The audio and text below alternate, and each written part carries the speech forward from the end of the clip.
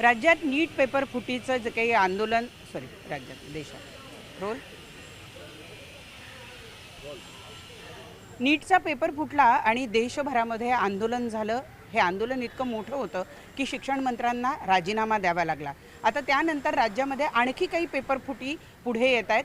MPSCचा असो, CETचा असो, या पेपरमध्ये सुद्धा घोळ झाला असल्याचं दिसून येत आहे.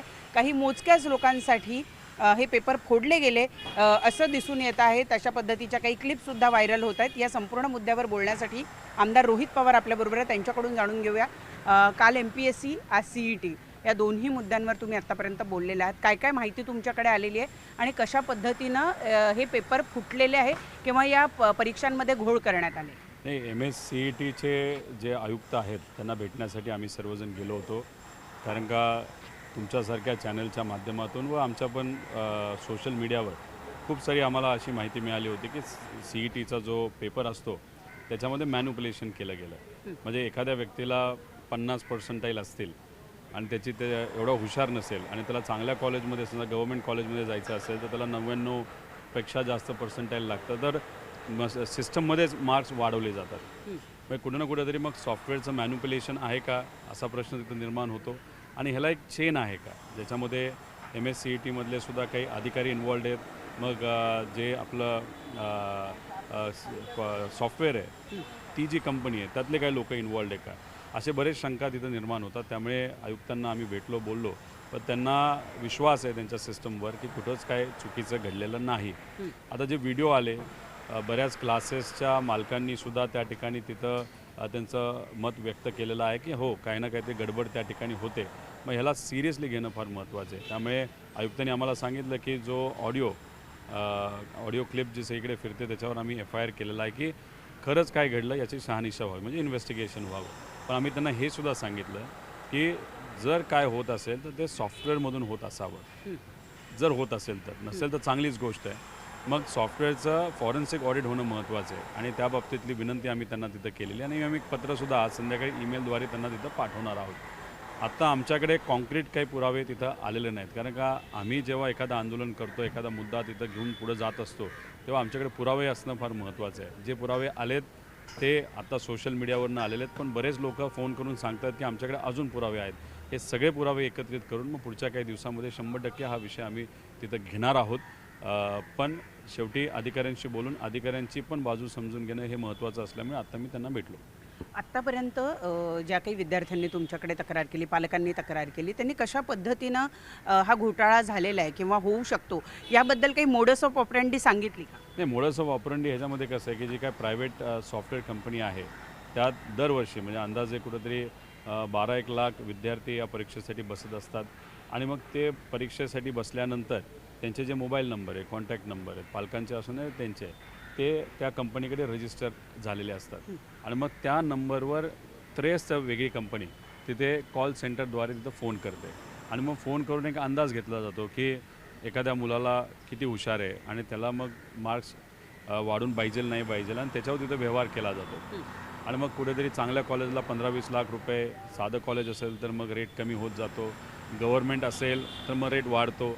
आणि मग ह्याच्यात त्यांचं कुठेतरी ठाण्याला ऑफिस आहे असं त्या क्लिपमध्ये तरी आपल्याला कळतं. आणि काही प्रमाणात काही लोकांचं असं सुद्धा म्हणणं आहे की काही मुलं 10वी 11वी 12वीमध्ये मॅथ्समध्ये कच्चे आहेत, पण जेव्हा पर्सेंटाईल आलं तेव्हा मॅथ्समध्ये त्यांना खूप चांगलं पर्सेंटाईल आलेलं आहे. आता काही लोक म्हणतात की 11वी 12वीला सहसा मुलं सिरियसली घेत नाहीत कारण का स्पर्धा म्हणजे ही CET असल्यामुळे, आणि मग म्हणून तिथे दुर्लक्ष तिथं करतात. मग आता दुर्लक्ष ठीक आहे, इतर विषयामध्ये त्यांचं होत असावं, पण जर सिलेबस सेम असेल 11वी 12वीचा आणि या CETचा पण सिलेबस सेम असतो, म्हणजे याच 11वी 12वीमधलेच प्रश्न घेतले जातात, मग 11वी 12वीमध्ये कमी मार्क्स पडतात आणि मग इथं जास्त वाढतात. मग हे जे काही लिंकिंग आहे हे आपल्याला तिथं करता येईल का? आणि या अनुषंगाने म्हणजे अनेक लोकांनी जे आम्हाला सांगितलं की तो मठ्ठ आहे, हुशार नाही आहे, पण इकडे त्याला फार चांगलं पर्सेंटाईल आलं आहे, तर मग हे कसं? असे काही आम्हाला नावं त्यांनी तिथं सांगितलेले. त्यामुळे नावं घेऊन आम्ही कदाचित म्हणजे अजून नावं आमच्याकडे आली तर ती नावंसुद्धा आम्ही MSCETला देऊ शकतो आणि त्यांचे पेपर नाही तर आन्सर शीट जे आहेत ते एकदा तुम्ही दाखवा. पण शेवटी कसं आहे की सॉफ्टवेअरमध्येच गडबड असेल तर मग ते आन्सर शीटसुद्धा मॅन्युप्युलेट केल्या जाऊ शकतात. त्यामुळे कुठं ना कुठेतरी सॉफ्टवेअरमध्ये लक्ष घालण्याची जरूरत आहे असं मला वाटतं. हे सॉफ्टवेअर कुठल्या खाजगी कंपनीचं आहे का नंबर एक, आणि नंबर दोन की आत्तापर्यंत साधारणतः या सॉफ्टवेअरच्या माध्यमातून का असेना तुमचा काय अंदाज आहे, किती मोठ्या प्रमाणावर घोळ करण्यात आलेला असू शकतो, किती विद्यार्थ्यांच्या बाबतीत हे घडलं असू शकतं? नाही, आता त्या सॉफ्टवेअर जी कुठली कंपनी आहे ते कधी 23 या वर्षी त्यांना ते काम दिलं गेलं होतं. एड्यूस्पार्क नावाची काहीतरी ते कंपनी आहे आणि मग त्यांना दरवर्षी अंदाजे 80 ते 90 कोटी रुपये या संस्थेकडनं तिथं दिले जातात. म्हणजे विद्यार्थीच देतात, म्हणजे 500 रुपये प्रति विद्यार्थी. आणि मग तो पैसा वेगळा, त्याच्यावर मग गेल्या 3 वर्षामध्ये कदाचित त्यांना 300-400 कोटी रुपये दिले असावेत. आणि हे झालं वेगळं. आणि दुसरं, जर ते मोडस ऑपरेंडी जी आपण म्हणतोय ती तर तशी असेल, मग त्यात तर मग एका पदाला नाही तर एका सीटला जर 15-20 लाख रुपये घेतले जात असतील तर तो आकडा फार मोठा जाऊ शकतो. आता काय की आमच्याकडे खूप सारे पुरावे नसल्यामुळे न आम्ही MSCETवर आता आक्षेप घेऊ शकतो ना त्या कंपनीवर घेऊ शकतो. तर आम्ही पुरावे आता आमच्याकडे येत चाललेले आहेत. पुरावे एकत्र गोळा झाले. जसं जी स्पर्धा परीक्षेचा मुद्दा होता काल आम्ही तो उठवला होता MPSCचा, त्यात आमच्याकडे पुरावे होते, हार्ड पुरावे होते. त्यामुळे तो विषय आम्ही फार आक्रमक पद्धतीने घेतला. आता आमच्याकडे पुरावे जेव्हा येतील तेव्हा हा विषयसुद्धा त्याच आक्रमकतेने आम्ही नक्कीच घेतल्याशिवाय राहणार नाही. काल तुम्ही MPSCच्या परीक्षेच्या संदर्भातली जे काही प्रकार घोळ झाला त्याबद्दलची पत्रकार परिषद घेतलेली होती. ते प्रकरण नेमकं कशा पद्धतीनं केलं गेलं होतं आणि आज आता ह्या संदर्भामध्ये तुम्ही कुणाकुणाशी बोललेला आहात, ते प्रकरण कशा पद्धतीनं मार्गी लागतं? नाही, जसं नीट पेपर फुटला होता, नीटचा पेपर कसा फुटला होता, जो पेपर सेट करणारा व्यक्ती असतो त्याच्याकडनं त्याची एक कॉपी घेतली गेली आणि मग ती देशामध्ये विविध ठिकाणी देण्यात आली आणि त्याचा 20 लाख 30 लाख रुपये, काय वेळेस 60-60 लाख रुपयाला एक ती पेपरची कॉपी तिथं विकली गेली. म्हणजे खूप मोठा व्यवहार त्याच्यामध्ये झाला. म्हणजे असं म्हणलं जातं हजारो कोटी रुपयाचा व्यवहार त्याच्यामध्ये झाला.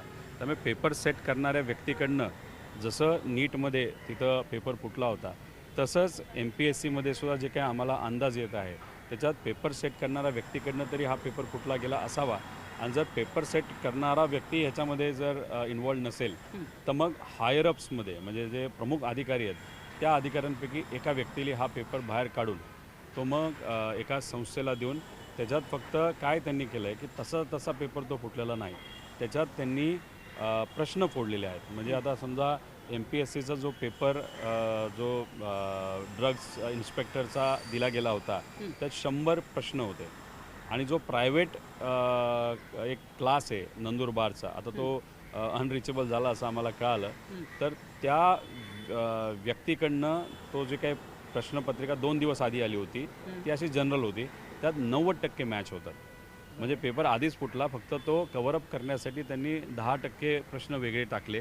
बाकी सगळं ABCD सुद्धा जे काही तिथं ऑप्शन दिले जातात ते तिथं मॅच होत होतं. त्यामुळे पूर्णपणे तो पेपर फुटला असं आपल्याला तिथं म्हणता येईल. आणि हे जर MPSCच्या परीक्षेमध्ये होत असेल, कारण त्या MPSC या संस्थेवर जबरदस्त विश्वास विद्यार्थ्यांचा आणि आमच्या सगळ्यांचा, आणि तिथला पेपर फुटणं म्हणजे हे फार घातक आहे. कारण अधिकारी जे पैसे देऊन होतात ते काही लोकांची सेवा करत नसतात, पहिले पैसे रिकवर करतात. म्हणजे लोकांकडूनच पैसे उकळण्याचे हे काम आहे.